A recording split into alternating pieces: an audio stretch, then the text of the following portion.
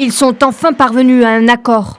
Et pour le sceller, le gouvernement espagnol et les autorités de la région de Madrid se sont réunis ce mercredi. Les mesures anti-Covid, déjà en vigueur dans certaines zones de la région de Madrid, vont s'étendre à toute la capitale et plusieurs communes de sa périphérie. Des mesures qui ne sont pas au goût de tous. Ces nouvelles restrictions me dérangent car je vis seule. Sortir au parc me permet de tuer l'ennui. J'ai peur que mon moral baisse comme au début de la pandémie.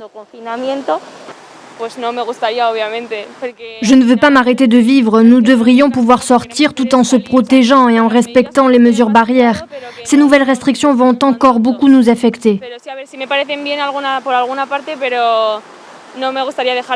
Ces restrictions seront appliquées uniquement dans les villes de plus de 100 000 habitants où 3 critères seront réunis. Une incidence supérieure à 500 contaminations pour 100 000 habitants sur les 2 dernières semaines, un taux d'occupation des unités de soins intensifs supérieur à 35% et un taux de positivité au test de dépistage PCR supérieur à 10%. Dans les faits, la région de Madrid est la seule du pays à avoir des communes remplissant ces 3 critères, dont la capitale, peuplée de plus de 3 millions d'habitants. Ces personnes ne peuvent sortir de leur quartier que pour des raisons précises, comme aller travailler, se rendre chez le médecin ou emmener les enfants à l'école.